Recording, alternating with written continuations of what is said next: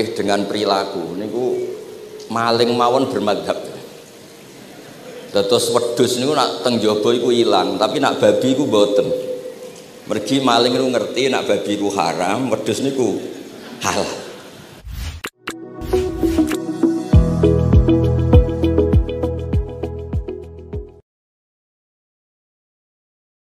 Assalamualaikum warahmatullahi wabarakatuh. Bismillahirrahmanirrahim. Alhamdulillahirabbil alamin. Wassalatu wassalamu ala asyrofil mursalin sayyidina Maulana Muhammadin wa ala alihi washabihi ajmain amma ba'du. Ingkang pertama matur nuwun angsal gelar Gus Kiai. Dados pun sempurna niku. Nggih, teng ngarsa para keluarga besar Mbah Munawir, keluarga besar Mbah Limakmum, sedanten mawon ingkang kula hormati. Ugi alumni senior wonten Mbah Mus, Mbah Idris, sedanten keluarga ingkang kula hormati. Wau Mbah Mus cerita mergi menangi Bali Maksum. Kula sesuai kontrak baca kitab karangan Bali Maksum. Kula pernah digojlok seorang wartawan. Kados ceritane Mbah Mus wau. Saking menyatunya fikih dengan perilaku niku maling mawon bermadhab. Dados wedhus niku nak teng jaba iku ilang, tapi nak babi iku mboten. Mergi maling niku ngerti nak babi iku haram, wedhus niku halal. Pas penjaraan teng Jakarta nggih ngoten, wonten tiyang jarah babi. Jangan ini haram, kambing saja. Jadi saking menyatune pendidikan Islam niku maling mawon tesih gadah madhab. Dinak nyolong niku wedhus mergi halal, ampun nyolong napa? Babi. Niku kisah nyata, kalau nanti dolan teng daerah mriki. Kenapa ini di luar kalau itu di dalam? Oh kalau ini di luar gak ada yang nyolong Gus, tapi kalau di mergo sing njaba niku babi, sing jero wedhus. Mergo jare malinge tesih bermadhab. Terus memang cerita-cerita seperti itu kathah mboten sekedar anekdot. Sementing kula badhe cerita tentang zuriyah-zuriyahipun Bali Maksum wonten sing nom-nom lah sing kula wani ngandani wonten Mas Hilmi, wonten Mas Zaki, wonten sedanten Mas Afif. Kenapa kitab itu harus dibukukan, harus didokumentasi, dan kenapa Mbah Ali Maksum menulis Hujjatu Ahli Sunnah wal Jamaah? Kula boten niat pamer, kula niki pembaca Al-Ibris, pembaca Al-Iqlil, pembaca risalahnya Mbah Ali Maksum Hujjatu Ahli Sunnah wal Jamaah. Saya juga baca buku-buku karangan orang-orang dulu, terutama tiang Indonesia. Karena Mbah Mun sering pesen wa ma arsalna mir rasulin illa bilisani qaumi. Jadi orang itu jadi rasul itu pasti dengan gaya atau budaya masyarakatnya. Termasuk wong desa niku hormat tamu. Nah ning kota niku bentuk hormatnya beda. Mulane wonten kiai desa muni fal yukrim jarahu iku nak ketemu tangga takok, nak ora takok sombong. Nak kiai kota walian, nak ketemu tangga aja takok, iku ganggu privasine wong. Dados makna ikram tetap, tapi implementasinya bilisani qaumi. Orang kota itu kalau sering ditanya itu mesti protes karena privasinya terganggu. Tapi kalau di kampung itu suka ditanya karena itu dianggap keramahan. Makanya kula niku termasuk orang yang jarang bertamu. Mergi kula gadah trauma kalian kakakipun Gus Zofur Gus Kamil. Beliau berkeyakinan silaturahim usai. Dolani alumni. Bareng didolani assalamualaikum matur nuwun Gus rawuh. Niku alumni niku ilang, awan-awan Gus. Mergo kepengin hormat nyembelih ayam, ayame jek dolanan. Pitik itu teng desa kan pacare kuwathah, golekane angel. Bar salam niku ilang sampai sak jam. Bale runtusen, pitike mboten kecekel. Akhirnya ngapunten Gus mboten saged hormat, ngapunten mboten saged hormat. Itu bukti bahwa implementasi syariat Rasulullah itu juga harus dipikir. Ojo pepe seneng silaturahim, santri alumni melarat kerja teng pabrik jam 09.00 didolani. Akhirnya mikir, sitok kiaiku, sitok bosku. Nak hormat kiaiku diamuk bosku, nak hormat bosku gak hormat kiaiku. Hal-hal seperti ini kemudian melahirkan satu kearifan setiap kiai di era masing-masing.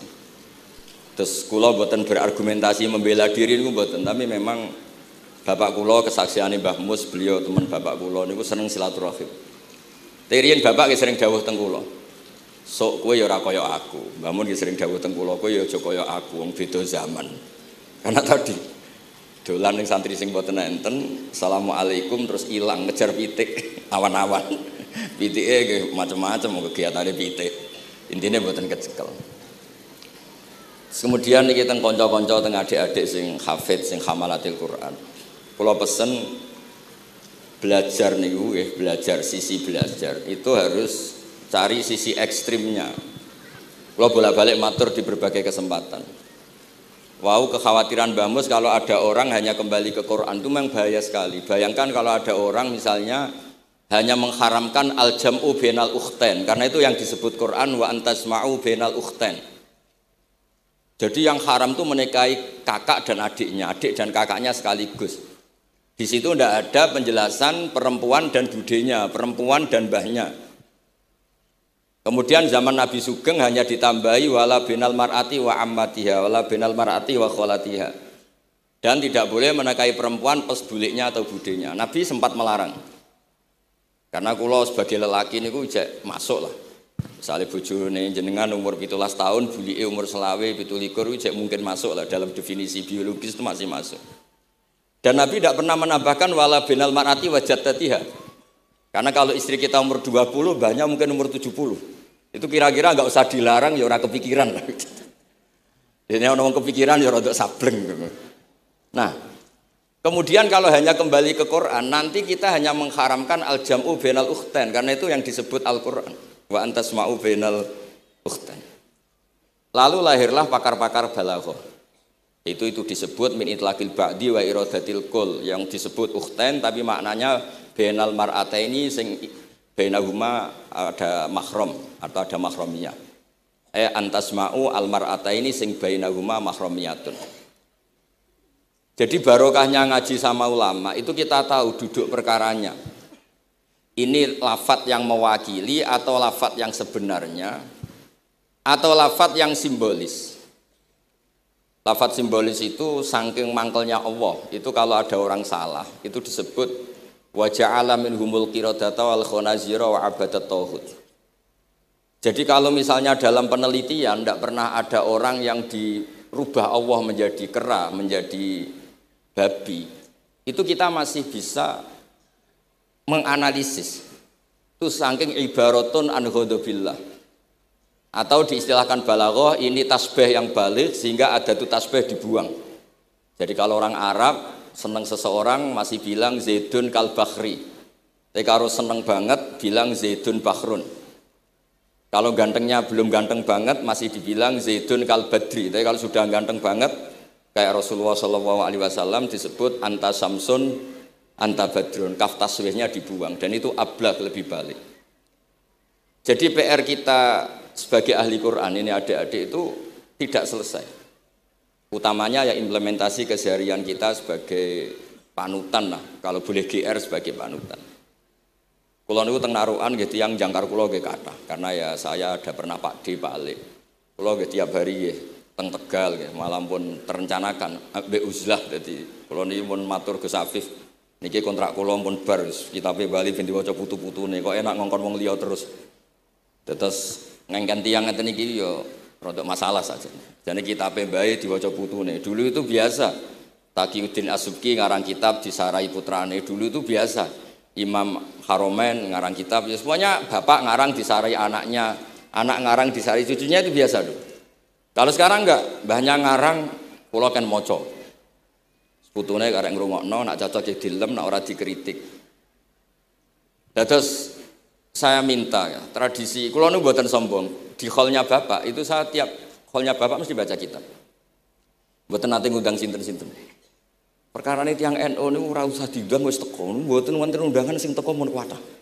Mbok saking senenge wong alim, mbok saking senenge bingung mboten ngerti, pokoke ora diundang teko. Ya akhirnya kula bingung ora hormat iku dosa. Hormat iku sing teko iku ninggal kewajiban ngurusi bojone timbang ngurusi bojo ribet nekani khol. Timbang mulang madrasah buncai buling-buling bisa roi sithik nekani khol. Terus kadang-kadang tiyang lunga niku nggih pelarian mboten mesti hormat. Niku penelitian niku sampean cek. Terus niki kula cerita pentingnya belajar Quran.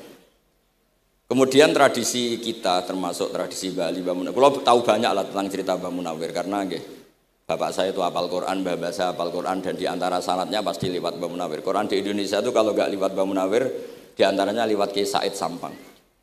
Sekarang sudah generasi ketiga kalau nggak keempat yang sekarang, kalau nggak salah Kiai Rafiq bin Mansur bin Kiai Said. Dan di keluarga kula nggih, keluarga Lasem sama keluarga Damaran di Kudus. Dulu itu di antara keagungan Quran itu keahliannya ulama memberi penjelasan. Sebab itu disebut wal kitabil mubin, punya kemampuan mencerahkan.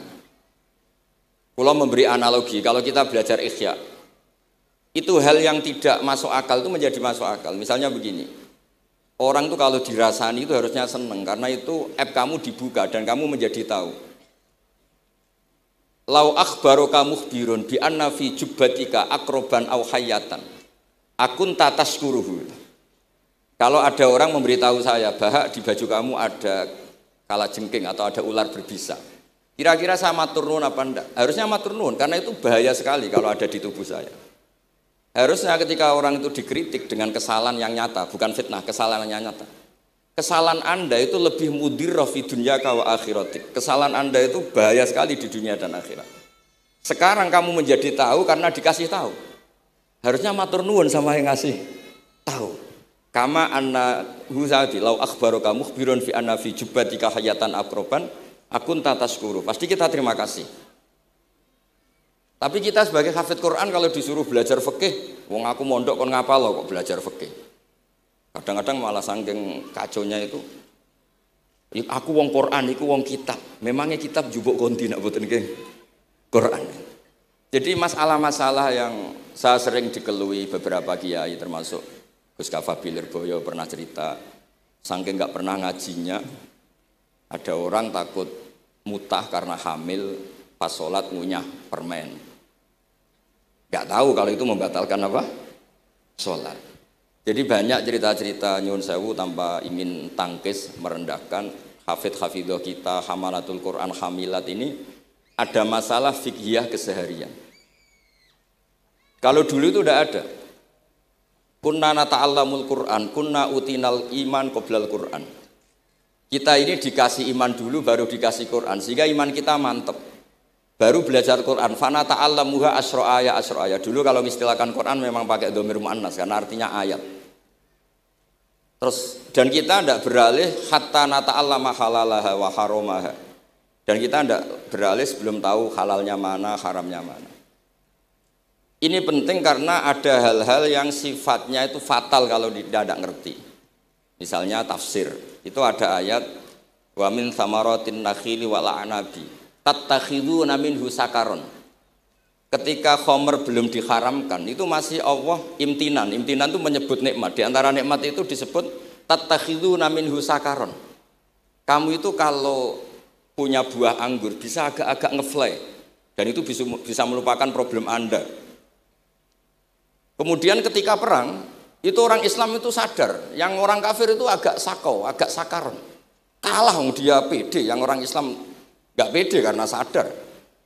Akhirnya masih ada jawaban kul fi ma itsmun kabir wa manafi'u linnas, termasuk terus kendel. Akhirnya ya sama-sama agak ngefly, sebagian ya tidak semuanya. Sehingga haramnya khomer itu sampai 3 kali periode. Nah, pernah haram hanya kalau mendekati sholat, la taqrabus sholat wa antum sukaro. Tapi kalau mau sholat duhur ya nyakonya itu jam 7. Jangan setengah 12 nanti masih kuliah ayyuhal kafirun a'budu ma ta'budun wa antum abiduna ma. Karena peristiwa itu baru terakhir diharamkan tanpa catatan. Nah hal-hal seperti ini misalnya saya ini Mbah Mus sering ngendikan, Pak Kures juga sering ngendikan. Saya tidak percaya terjemah kata Mbah Mus. Ya karena kalau terjemah itu berdiri sendiri ada ayatun mansukhoh atau ahkamun sing mansukhoh atau hukmun sing mansuh. Kebetulan anak ini belajar yang mansuh, dia tidak ngerti nasihnya, yaitu terus dipegang. Katanya memegang Al-Quran. Padahal hukum itu sudah diganti sama Allah Ta'ala, disebut nasah mansuh. Sehingga dulu kalau Sayyidina Ali ngecek beberapa masjid, ada guru atau ustadz, kamu pengajar Quran iya. Apakah kamu ngerti nasah mansuh? Enggak. Jawabnya Sayyidina Ali, halakta wa ahlakta. Kamu sendiri rusak dan kamu merusak orang lain. Nah, Ketika di Krapyak itu ada Mbah Ali Maksum, Mbah Maimun tuh sering cerita ke saya, dhisik iku hak Mbah Munawir saking kepingine santri Quran yang ngaji kitab. Iku kalau ada santri Lirboyo atau santri mana mulang muin itu Mbah Munawir ikut sebagai percontohan ben santri-santri itu seneng ngaji fikih. Terus kata Mbah Mun, saking kesemseme Mbah Munawir iku ambek wong alim, dilalah besanan wong alim. Dulu Mbah Zaini pernah angsal keluarga Lirboyo. Sehingga beliau punya dzurriyyah teng Lirboyo. Terus besanan kalian Mbah Maksum. Nyai Hasyim angsal Mbah Ali Maksum. Sehingga terus di Krapyak itu banyak orang-orang alim. Tapi terus Mbah Mun cerita kabeh ono regane. Mbah Ali Maksum terus populer sebagai alim allamah. Sehingga yang ke Krapyak itu ya ora pati niat tahfidz, niate ngaji kitab. Singkat cerita di era itu ada Ki Abdul Qadir, tapi pondok Krapyak Mbah Ali Maksum terlalu populer sehingga terkenal ngaji sorof Bandungan. Sehingga dulu di Indonesia itu ada sorofnya Mbah Ali Maksum, ada sorofnya Mbah Maksum Ali Kuaron itu. Nah yang sorofnya Mbah Ali Maksum ya fa'ala yaf'ulu uf'ul. Kalau sorof di Mbah Maksum Kuaron fa'ala yaf'ulu fi'lan. Yang satu ngikuti fi'il itu ya harus jejer fi'il, yang satu ngikuti jurumiyah. Kalau yang dikatakan master itu sing yaji'u salisan, yang datang ketiga dalam tasrifnya fi'il. Sebab itu terus tradisi sorof tadi yang dalam apa itu latihan munakosah tadi diteskan anak-anak. Itu memang penting karena kalau kita nanti belajar sab'ah, sorof itu segala-galanya. Misalnya qiraatun Nafi' itu bacanya fala yuhzinka qauluhum. Karena beliau berkesimpulan kalau khazana yahzunu husnan itu susah, bukan menyusahkan. Yang makna menyusahkan itu af'ala yuf'ilu ifalan, sehingga qiraat apa ya antara fala yahzunka qauluhum sama fala yuhzinka qauluhum. Tapi Imam Asim cara berpikir secara riwayat tentu qiraat itu sunnatun muttaba'ah. Banyak lafadz yang sudah seperti itu sudah mutaaddi, kayak qatala yaqtulu qatlan itu qatalahu bukan aktalahu. Sehingga beliau menganggap khazana yahzunu sudah mutaaddi binafsi, jadi enggak perlu dibaca fala yuhzinka qauluhum, cukup dibaca fala yahzunka qauluhum. Dan saya berkali-kali matur teman-teman yang mengkaji Quran, kafa yakfu ukufan itu bacaannya Imam Nafi'. Karena memang yang maknanya mukafaah itu mah muslam. Tapi orang Quraisy itu enggak suka hamzah. Sehingga ditakhfif menjadi kafa yakfa ukufuan. Meskipun mereka tahu kalau itu mah muslam. Nah Imam Asim di beberapa bentuk fi'il itu masih memahmuskan. Misalnya Allahu yastahzi'u bihim. Di isim fa'il juga mustahzi'un. Tapi kalau masdar beliau bacanya huzuan, kufuan. Padahal di fi'ilnya bukan nabiun, tapi nabi ibadi anni anal ghafurur rahim. Tapi di nabiun jadi nabiun, harusnya akan nabiun. Fa innan nabiyya man naba'anillah. Yang dikatakan nabi itu orang yang menceritakan ketentuan Allah. Harusnya nabiun. Jika qiraatun Nafi' ya tetap wan nabiin ya ayyuhan nabiu. Nah, berkahnya Mbah Munawir orang terus menjadi tahu qiraat sab'ah. Dan berkahnya Mbah Ali kemudian orang tahu duduk perkaranya. Kalau nabiun dari nabiun bimakna man akhbaro anillah. Dan terus berkahnya wow, kalau saya boleh GR berkah Gus Gofur kula berkah ngeten-ngeten iki duka Kiai Peres napa Kiai media mboten roh. Berkah ini terus kula ngomong terus. Saya tidak khawatir salah, bukan karena saya maksum ndak. Wong Islam pun pinter. Nak bener minallah, nak salah kok Gus Bah. Jadi kula niku madlum. Jadi penak wong Islam niku penak. Kula niku sering tahajud nak ndonga ya Allah, kula niku pede mawon nerangno Quran. Mergo tiyang Islam pun sae. Nak bener jare jenengan, nak salah kula. Lah nak kula sing salah nggih sederhana mawon, kula abdun. Kula kawula, kula nak ndonga nggih Rabbana dzalamna anfusana. Sebelum disalahkan orang juga saya sudah merasa salah. Wa akharuna atarafu bi dzunubihim khalatu amalan sholihah wa akharuna wa sayya. Mulane kula suwun kangkang mbak-mbak sing khatam Quran pede mawon. Bahwa yang Anda lakukan menghafal Quran itu sudah benar. Meskipun Anda tidak sempurna, misalnya Anda tidak paham, Anda tidak bisa melakukan. Hifdzu kalil Quran huwa al-hifdzullah. Kamu menghafalkan Quran itu sudah menjaga lafaz-lafaz Quran. Sehingga lafaz Quran tetap mutawatir, lafaz Quran tetap ma'ruf, tetap masyhur, sehingga ketika ada yang memasukkan Quran konangan. Tapi kalau yang hafid sedikit, lam yablugh adadat tawatur, takutnya kalau ada yang menyalah, ada yang apa, itu tidak diketahui. Ini barokahnya hamalatul Quran sing aksar wa aksar, itu kita terjaga. Nah, itu yang dimaksud Mbah Mus, Quran itu harus jadi budaya. Ning desa itu wong ra salat lah. Dengar ada warung ayamnya tiren, enggak disembelih itu tidak mau makan. Haram, padahal dia ra salat. Ra salat itu lebih dari haram. Tapi tetap enggak mau makan ayam tiren. Enggak sholat disuruh makan babi ya enggak mau, haram. Sampai tadi yang nyolong saja milih wedhus bukan melken babi. Karena babi itu haram. Dan saya pernah digojlok sama wartawan, Pak Bahak, wah fikih Indonesia itu hebat. Sampai maling saja masih pakai fikih itu. Jadi kalau nyolong itu milih yang halal bukan yang haram. Pun niku bentuk hormat kula teng keluarga Mbah Ali, bentuk hormat kula teng Mbah Mus teng sedanten keluarga niki kula badhe maos kitabipun Mbah Ali, kula pancen pengagum kitab-kitab yang dikarang orang Indonesia. Mereka kita anggap niku lebih aplikatif lah, karena dikarang orang yang trauma dengan Indonesia. Kemudian setelah trauma ingin membenahi Indonesia. Misalnya jenengan ngertos sesajen, mbok haramno iku tradisi, mbok barno iku sawangane kok dekati sirik ning pinggir wit gede. Akhirnya dimodifikasi, wis mangan-mangan, kumpul-kumpul tapi tahlilan. Lah mosok tahlilan la ilaha illallah barani kalimatu syirkin. La ilaha illallah itu kalimat syirkin kalau dilafatkan di bawah pohon. Terus piye logikane ku piye? Kalau bolak-balik matur. Hadhil kalimah sara bihal kafiru mu'minan. Fa kaifa saral mu'minu kafiran juga bihadhil kalimah, itu logikanya enggak ketemu. Orang yang kafir puluhan tahun saja sekali melafatkan la ilaha illallah Muhammadur Rasulullah, qul lil ladzina kafaru iyantahu yufar lahum ma qad salam. Selesai, sara mu'minan. Bihadhil kalimah. Kemudian kalimah yang sama ketika kita baca dianggap kita ini kafir juga bihadil kalimah. Akhirnya dengan modifikasi khas Indonesia, kearifan Indonesia, tetap sesajen tapi tahlilan. Tetap melakukan hal-hal Jawa tapi dimodifikasi menjadi Islami. Kalau kita misalnya orang modern nggak ingin mengganggu orang lain yang kita tamui, gampang dalilnya. Ada ayat la tadkhulu buyutan ghaira buyutikum. Kamu jangan sowan ke orang lain atau dolan ke orang lain. Hatta tastanisu. Ukurannya bukan salam dulu, bukan hatta tusalimu, hatta tastanisu.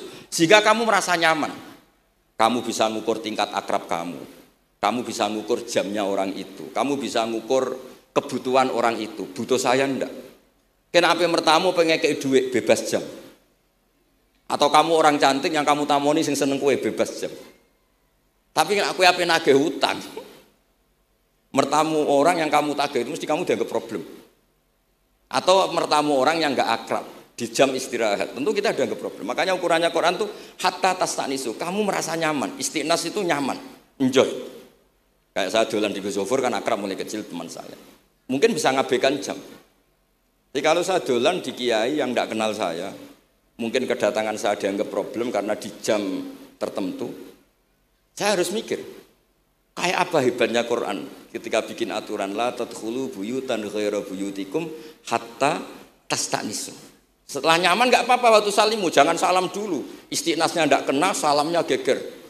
Akhirnya banyak kiai keselak. Assalamualaikum pas makan, enggak dijawab Assalamualaikum.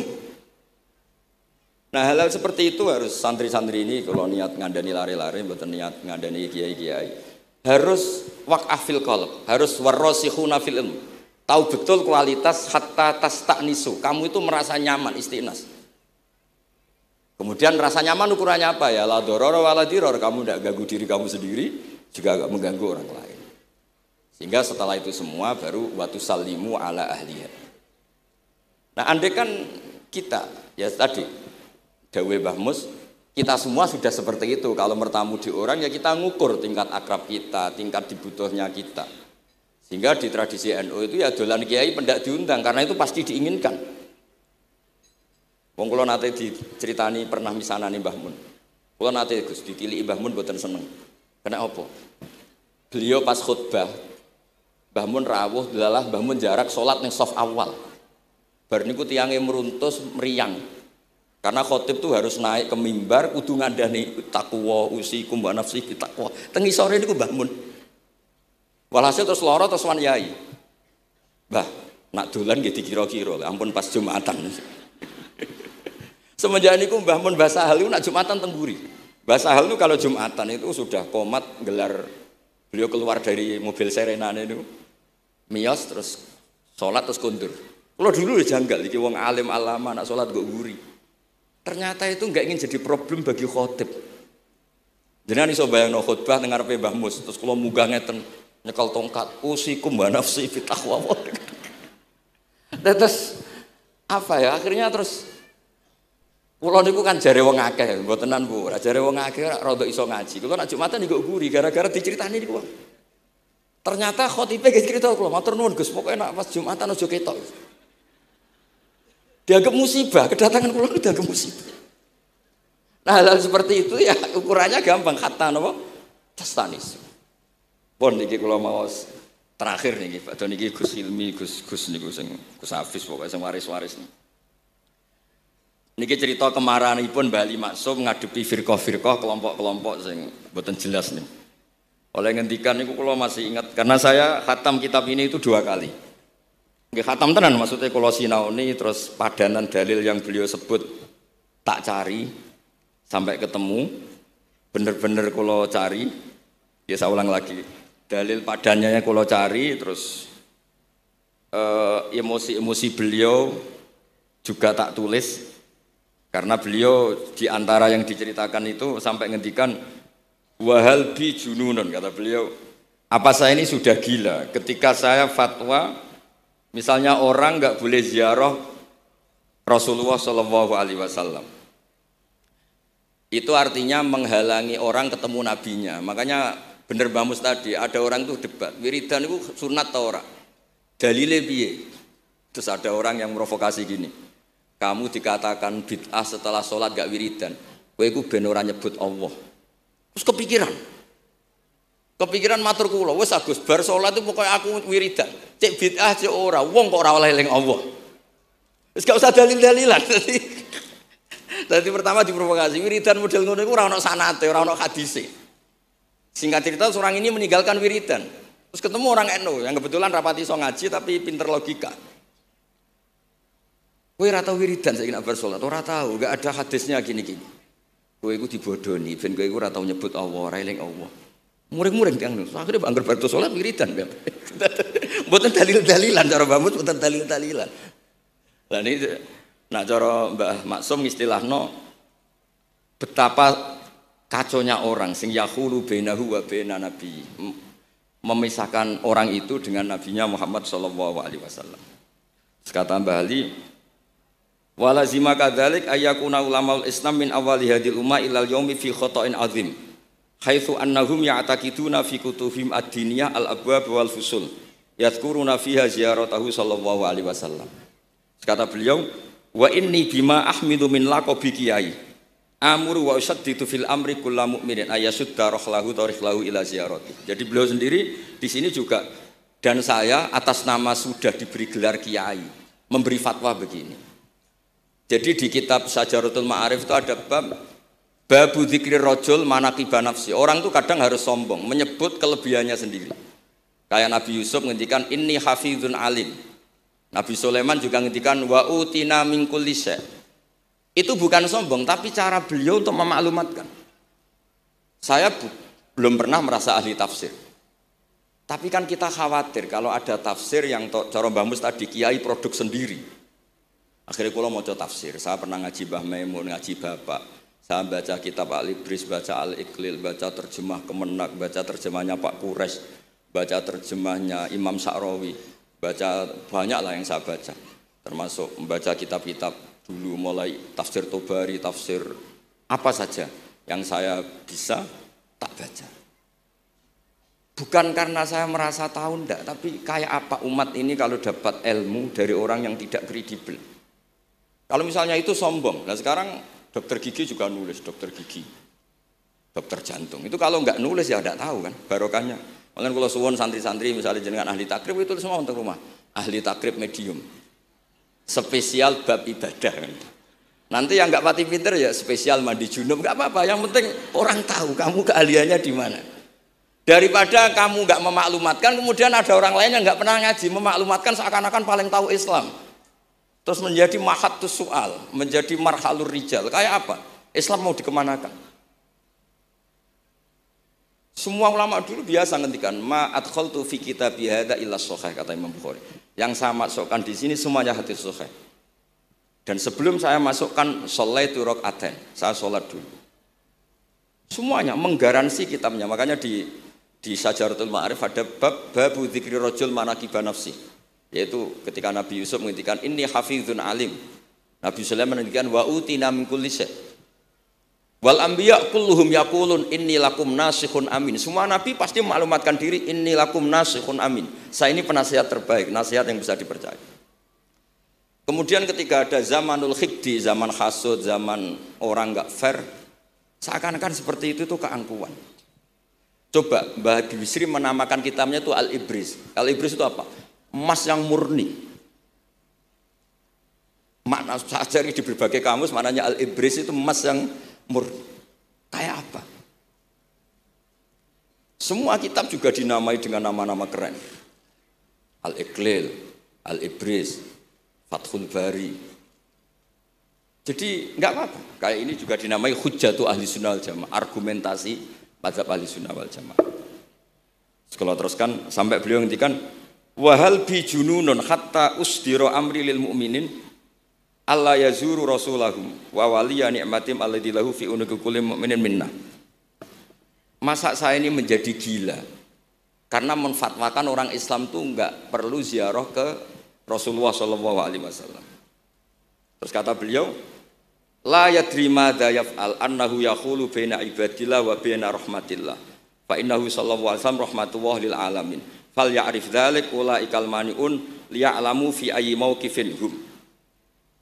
Terus Mbah Ali itu juga yang katanya seneng guyon, kula mboten menangi Mbah Ali tapi nate pirsa nate ngertos pas beliau rawuh di mbah saya di Pernambah kula teng kene Al Wahdah teng Lasem. Kula kecil tuh menangi Mbah Ali, menangi Mbah Hamid. Karena Mbah Hamid itu masih sepupu mbah saya. Semua yang di sini juga masih keluarga saya, sama-sama Bani Abdul Aziz. Itu yang katanya Mbah Ali seneng guyon. Tadi di bab-bab seperti ini ngendikan wahal bi junun. Apa saya ini sudah gila? Melarang orang bertemu nabinya. Kemudian mereka berdalih takut menuhankan nabi, itu tidak akan terjadi. Kata kitab Ithaf, hadil ummah maksumah. Umat ini akan dijaga Allah, tidak akan menuhankan Rasulullah SAW kayak kaum Nasrani menuhankan Isa. Kata kitab Ithaf, bibarokati sighotis sholawat, dengan barokahnya sighat sholawat. Beliau ngendikan wan nabiyyu sallallahu alaihi wasallam wa in jalla qadru muhtajun ila rahmatihi ta'ala. Sighat sholawat itu kan unik. Allahumma, Allah itu Tuhan, sholli ala sayyidina Muhammad. Hadzal nabiyyu wa in jalla qadru muhtajun ila rahmatihi ta'ala. Jadi kita mengekspresikan mahabbah bahwa Nabi itu ahabbul khalqi ilallah. Di saat yang sama kita tetap bilang Allah yang Tuhan, tolong selalu beri sholawat dan rahmat ke Rasulullah. Berarti duduk perkaranya tetap Allah sebagai Jalla Jalaluh, Nabi apapun mulianya abduhu wa rasuluh.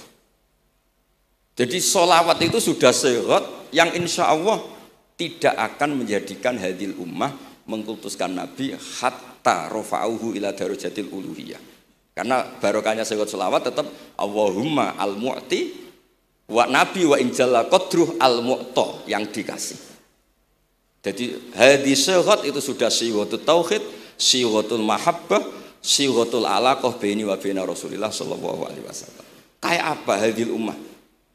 Ya tapi tadi bener dawuh Mbah Mus, nerangno ngene iki bagiane kiai, ning desa rasa diterangno wis sholawatan. Jadi kepenak rasa dalil-dalilan sholawatan. Tapi memang resiko gak ada yang menerangkan suatu saat kalau ada itsaratus syubuhat itu terus mereka bahaya. Makanya ada yang ngalahin nerangno sepatus ini masih terjaga. Terus niki kula nyuwun sangat, kula niku pancen bapaknya bapak saya. Bapak saya semane Mbah Nur Salim, gak ada bapak namanya Mbah Nur Samduko niku sepuhe niku seneng uzlah. Kula niku duka niat sepundi tapi memang mungkin faktor gen. Saya itu termasuk orang yang pengen nyuwun sekali terganggu kalau sering ada acara-acara malane mun wayahe lah niki mun wayahe Mas Afif, Gus Zaki napa Gus Ilmi mus wayahe nyai, wayahe ngaji mulang kitabe mbah iki teng ngarepe wong akeh dadi nak salah izin. Ojo ngomong ngarepe santri keliru jari laduni benus. Sokoe repot. Terus niki mboten niat menapa nggih mboten mawon. Assalamualaikum warahmatullahi wabarakatuh.